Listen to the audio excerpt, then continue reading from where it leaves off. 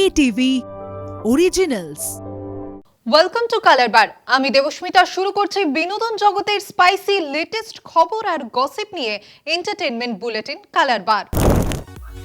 অবশেষে জটিলতা কাটিয়ে বড় পর্দায় প্রজাপতি 2 প্রিয়া সিনেমায় এটি চাঁদের হাট। প্রিমিয়ারে উপস্থিত ছিলেন জিৎ গাঙ্গুলি, সৃজিত মুখার্জি, অনির্বাণ চক্রবর্তীরা।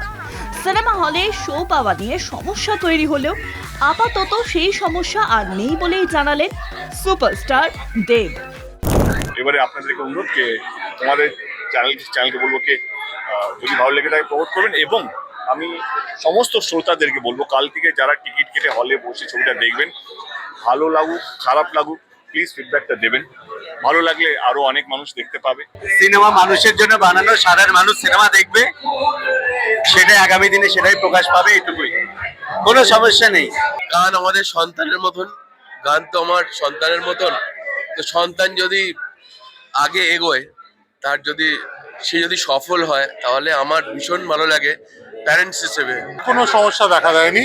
ওই এরা সবাই মিলে বসে যারা স্টেক হোল্ডার একদম ঠিক করে নিয়েছে, এবং মোটামুটি যেই ছবির যা ক্রেজ, যা হল ডিমান্ড করে সেরকমই ডিস্ট্রিবিউশন হয়েছে, শোজেরও ডিস্ট্রিবিউশন হয়েছে, এবং সবচেয়ে আমার যেটা ভালো লাগছে সবাই মিলে বসে এক টেবিলে বসে এটা হয়েছে।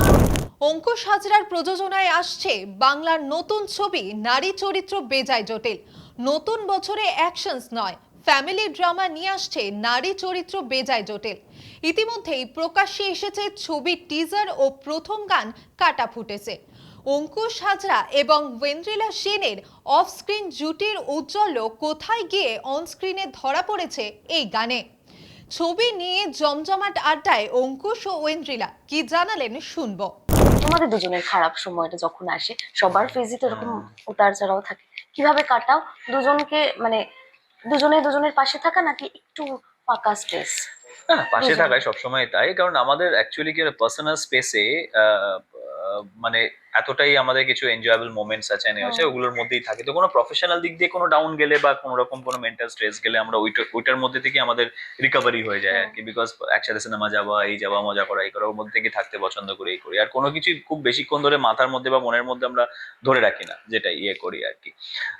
তো সেইভাবে একটা হিলিং ফ্যাক্টর আর কি চলে। বাট হ্যাঁ, মানে ওইভাবে নয় যে যেটা তুমি বলছো যে এবার আমি একটু স্পেস আমি একা থাকতে চাই, নিজের মেন্টালি আমি একটু ডিপ্রেস, তাই না, ওটা পুরো একসাথেই জিনিসটা আনন্দ মজার মধ্যে কেটে যায় আর কি। ব্যাপারটা আমি এখানে বলতে চাই সেটা হচ্ছে, যখন খারাপ ফেজ ধরো আমাদের একসাথে দুজনের যাচ্ছে, সেটা না কোনোদিন কোনো পার্সোনাল কারণে আমাদের টাচউড বলতে নেই হয় না, কাজের ক্ষেত্রেই হয়তো কিছু হলো, তখন আমি ওকে চিরকাল দেখেছি, যেটা আমাকে মা বেশি করে আমার মাথায় ঢুকিয়েছে, যে ও আমাকে অ্যাজ ইফ পোর্ট্রে করে যে সব ঠিক আছে, তুমি কেন আপসেট? আচ্ছা, কিন্তু আমার মা বা ওর মা, এরা তো মা না, এদের তো চোখকে ফাঁকি দেওয়া যায় না। তো এরা কিন্তু ঠিক বুঝতে পারে। বা আমি হয়তো ভাবছি যে এখন তো মানে ভালো লাগছে না কিছু, তো কেন বলছে যে চলো না খেয়ে আসি, এত আনন্দ কিসের ওর? অ্যাকচুয়ালি আনন্দর নয়, কিন্তু কোথাও না কোথাও ও চায় না সেই প্রভাবটা আমার মধ্যে পড়ুক। তো এইটা আমি ওর মধ্যে দেখেছি, খুব ভালো করে ব্যালেন্স করে। এই যে একটা কথা যখন বললি, এবার তাহলে একটা ভালো গুণ জানি অঙ্কুশদার। ভালো দেখো, মানুষটা ভালো বলেই তো এত বছর আচ্ছা বলতে নেই আমরা একসাথে আছি বা ভবিষ্যতেও থাকবো। ওর খারাপ ওই দুটোই আছে, একটা ভুলে যায় আর একটা মানুষ চিনতে একটু কম পারে। এছাড়া না, ওর যেটাই আছে খুব ভালো। মানে ও সবার জন্য একটু বেশি ভাবে, ও সবাইকে একটু বেশি ভালো মনে করে। আর মানে যদি কেউ মুখ ফুটে একবার বলে ফেলে যে আমার এটা চাই, সেটা কিছু কিছু সময় খুব ঠিক কারণে হয়তো মানুষের প্রয়োজন পড়ে, তখনও যখন ও কিছু না ভেবে দিয়ে দেয়, ওর সামর্থ্য না থাকলেও। আবার মানুষটা যখন খুব অন্যায় কাজের জন্য চায়, তখনও হয়তো কোনো মিথ্যে কারণে হয়তো চাইলো, সেটাও কিছু না ভেবে তখন দিয়ে দেয়। তো মানুষটার মধ্যে খারাপ জিনিস একটু কমই আছে, একটু ভুলে যদি না যায় তাহলে পুরোটাই তাহলে ঠিকঠাক। তুমি এবার ওয়েন্দ্রিলার একটা ভালো গুণ বলো।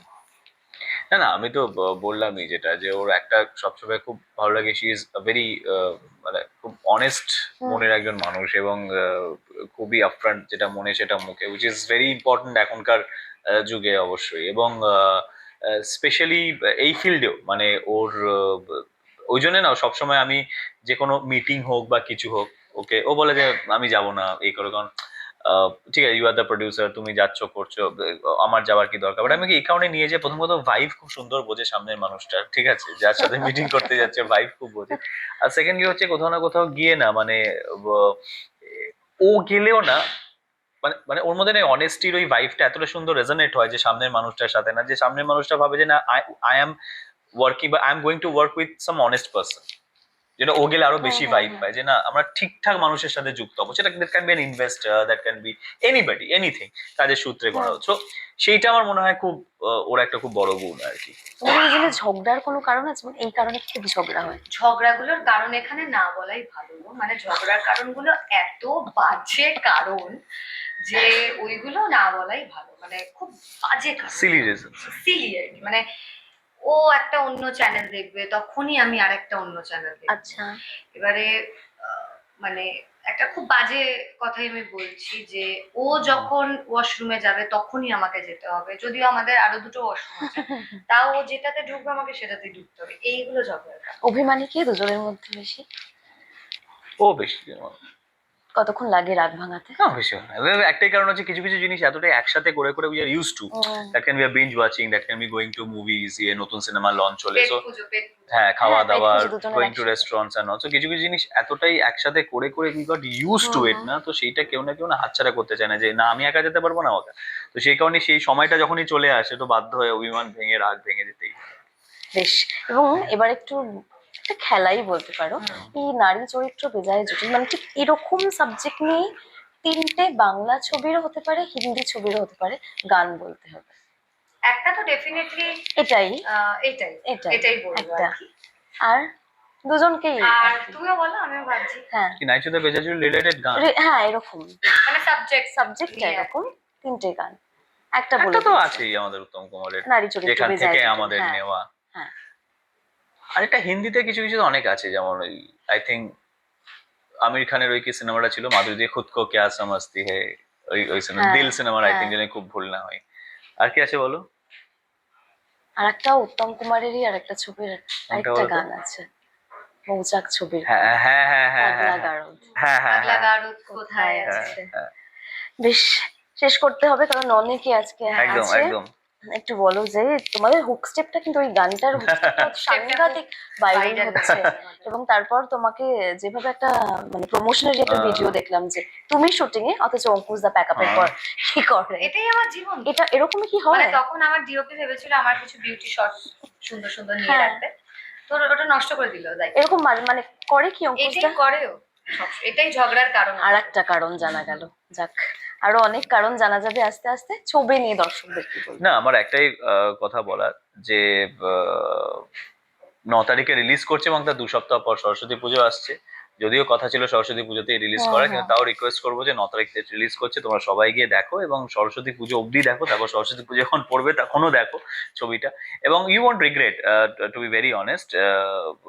ট্রেলার আসবে খুব শিগগিরই, তোমরা আরো জানতে পারবে ছবির মধ্যে। এখন ট্রেলার এখনো অনেক একটা বড় দিক, মেজর দিক লুকোনো আছে এই ছবিটার। ট্রেলারে পুরোটা বোঝা ট্রেলারে যায় না। টিজারেও আমরা সেটা দেখাইনি, এটা মেজর দিক লুকোনো আছে। সো সেটা তোমার ট্রেলার এলে দেখতে পাবে, আর আশা করি তোমাদের ভীষণ ভালো লাগবে। আঁখি কি খুব সিরিয়াস এই ছবিতে? সেটা আমি বেশি কিছু বলতে চাই না, সেটা একটু থাকুক, কারণ ও যেহেতু রিভিল করেনি ওই জন্য আমি বেশি কিছু বলছি না। কিন্তু আমি একটা জিনিস বলতে পারি যে ছবিটা যখন দেখবে প্রত্যেকটা চরিত্রকে মানুষ ভালোবেসে নিয়ে বেরোবে।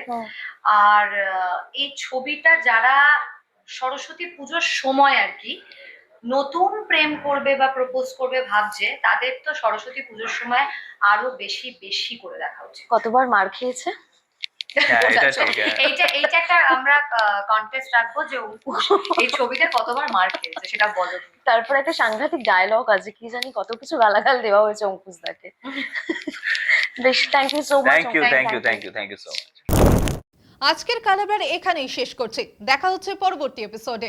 আমাদের এই স্পেশাল বুলেটিন কেমন লাগছে কমেন্ট করে জানান আমাদের ফেসবুক পেজে, ইনস্টাগ্রামে, ইউটিউবে এবং এক্স হ্যান্ডেলে। এছাড়াও ফলো করতে ভুলবেন না আমাদের website Kolkata TV online. Kolkata TV, রাত দিন 7 দিন।